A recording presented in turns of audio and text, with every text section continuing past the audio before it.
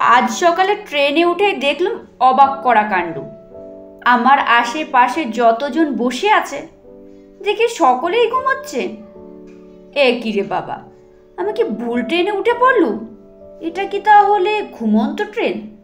তা না হলে সকলেই কেন ঘুমাবে? ইস, মনটা খারাপ হয়ে গেল জানেন। কত আশা করে আছি আজ ট্রেনে বসে একটা গল্প লিখব, কিন্তু কাকে নিয়ে লিখবো? আশেপাশে যারা আছে তারা তো সকলেই ঘুমোচ্ছে। এদের মধ্যে দেখলাম একজন বয়স্ক মানুষও আছেন। উনি আবার ঘরর ঘরর করে নাক ডাকছেন। যেখানে বসেছেন তার পাশের সিটটাও ফাঁকা পড়ে আছে দেখলাম।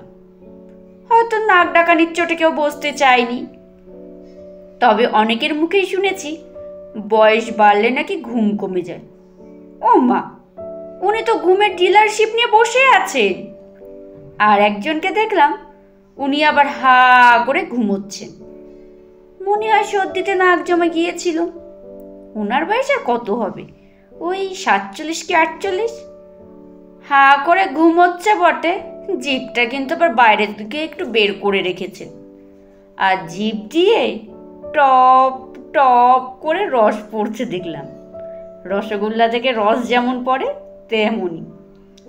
আমার ঠিক উল্টো দিকে দাড়িওয়ালা এক লোক বসেছেন, কানে হেডফোন, ঘাটটা ওপর দিক করে রাখা, পেটটা ফুলে আছে, প্যান্টটা বেল্ট দিয়ে টাইট করে বেঁধেছেন।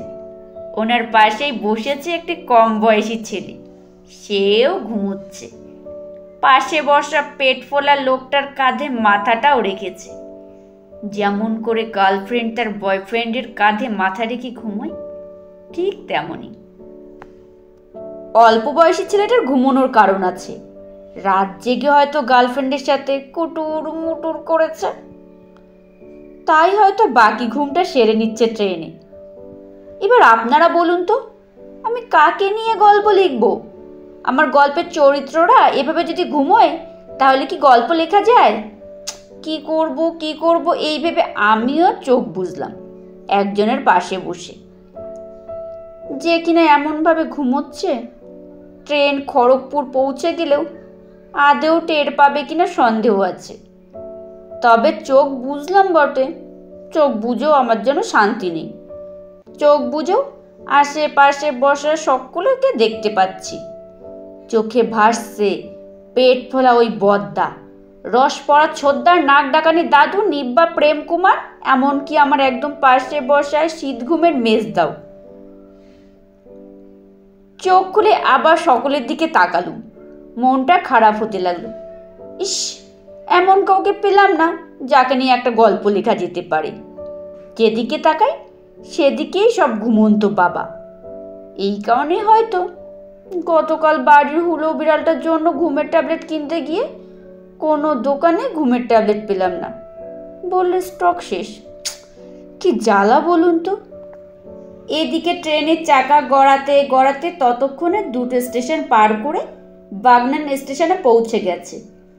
ঘটনা ততক্ষণে নাটকীয় মোড় নিয়েছে। আলাদিনের আশ্চর্য প্রদীপের মতো হাজির হলো হেগু।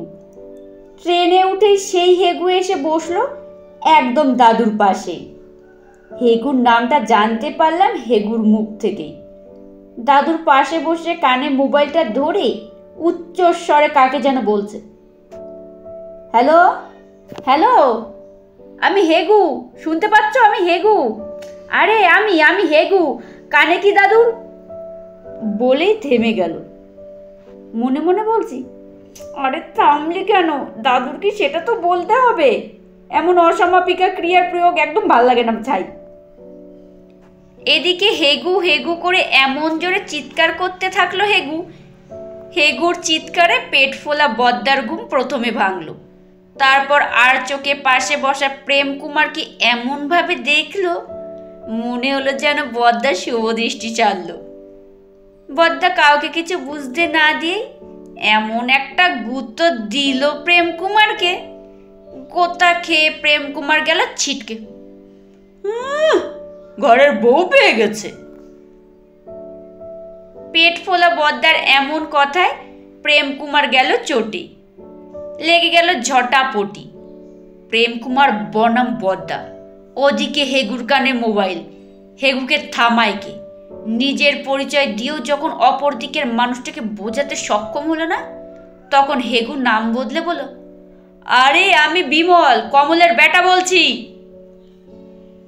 এতক্ষণে বুঝতে পারলুম কেন এর নাম হেগু হয়েছে। এদের বাড়ির সকলের নামেই মল আছে। হেগু নিজে বিমল, হেগুর বাবা কমল, দাদু নিশ্চিত পরিমল হবেই। তার মানে হেগুরা মল বংশের লোক। ইতিহাসে যেমন পাল বংশ, সেন বংশ পড়েছিল, ঠিক তেমনই এই পরিমল নামটা মনে হলেই আমার আবার একটা ছেলের কথা মনে পড়ে যায়। আমার সাথে একই ক্লাসে পড়তো একটি ছেলে, ওর নামও পরিমল ছিল। পরিমলকে একদিন জিজ্ঞাসা করেছিলেন স্কুলের স্যার, বলতো পরিমল মানে কি? পরিমল নির্দ্বিধায় বলেছিল, পরিষ্কার মল। এমন পরিষ্কার উত্তর পেয়ে স্যার নিজেও বুঝতে পারছিলেন না পরিমলকে তখন কি বলা উচিত। সে যাই হোক, এদিকে হেগুর গর্জনে পাশে বসা দাদুরও ঘুম ভাঙল। হেগু তখন কানে মোবাইল ধরে বলে চলেছে,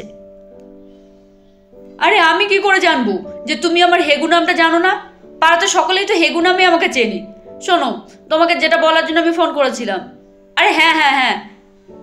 কি? ও না না না, আজ সকালেই পিতলের সাইকেলটা চুরি হয়ে গেল। আর বলো না, একদম নতুন সাইকেল। হ্যাঁ কি বলছো? আরে না না, আজ সকালেই। আরে এই তো মাত্র 2 মাস আগে কেনা। ইতিমধ্যে যারা ঘুমোচ্ছিল তারা সকলেই জেগে গেছে। রস পড়া ছোদ্দার ভাবখানা দেখে মনে হচ্ছিল টুথপেস্ট নিয়ে বাথরুমের দিকে যাবে হয়তো। কিন্তু হেগুর কথা শুনে সকলে তখন হেগুর দিকে তাকিয়ে আছে। এমনকি আমিও মনে মনে ভাবছি, পিতলের সাইকেল তা আবার হয় নাকি? সাইকেল তো লোহার হয়। পিতলের সাইকেল শুনে চোখ দুটো কপালে উঠল। হেগু কি বলছে সে কথায় মন দিলাম আবার। হেগু ফোনে বলছে, কি বলবো বলো তো, সকাল সকাল কত বড় একটা ক্ষতি হয়ে গেল। আরে না না, অত দামি সাইকেলটা চুরি যে করলো, তুমি দেখে নিও অ্যাক্সিডেন্ট করে মরবে। ও আচ্ছা আচ্ছা, ও আচ্ছা, হ্যাঁ হ্যাঁ ঠিক আছে ঠিক আছে, রাখছি। মেচেদা থেকে ফিরে বিকেলে তোমার সাথে দেখা করব। হেগু ফোন রাখতেই হেগুর পাশে বসা দাদু গর্জে উঠল। হেগু দাদুর গায়ে চেপে বসেছিল। দাদু বলল, এই হেগু, সোজা হয়ে বসো, পাশে বসে তো গাক গাক করে চিল্লাচ্ছ। হেগু সরে বসতেই পেট ফোলা বদ্দা জিজ্ঞেস করলো, হে ভাই, পিতলের সাইকেল চুরি হয়েছে, তো সাইকেলটার দাম কত ছিল? 4000 টাকা। 4000 টাকা পেতলের সাইকেল? পেতলের আবার সাইকেল হয় নাকি? হেগু বলল, আরে এ পিতল সে পিতল নয়, আরে আমার বন্ধু সোনা, হ্যাঁ হ্যাঁ সোনা, ওই সোনার ভাইয়ের নাম পিতল, আমাদের পাড়াতেই থাকে। আর বলো না, তার সাইকেল চুরি হয়েছে। পিতলের সাইকেল বলে সবাই যেটা ভাবছিল সে ভাবনায় হেগু জল ঢেলে দিল, যদিও হাগার পর জল ঢালতেই হয়। হেগুর এমন কথা শুনে হেগুর পাশে বসা দাদু আবার বলে উঠল, তোদের পাড়াতে সোনা রূপা তামাল লোহা হাগা মোতা সবই তো আছে দেখছি, তার মানে তো বিখ্যাত পাড়া। তো এমন বিখ্যাত পাড়াতে 2-1টা পেতলের সাইকেল না থাকলে চলে?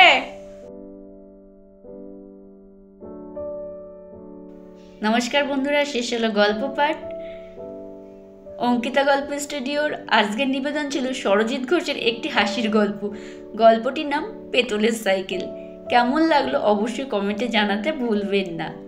গল্পটি ভালো লাগলে একটি লাইক করবেন, কমেন্টে আপনাদের মতামত জানাবেন আর শেয়ার করবেন কাছের আত্মীয় স্বজন বন্ধু বান্ধবদের কাছে। আর গল্পটি কেমন লাগলো অবশ্যই কমেন্টে জানাতে ভুলবেন না।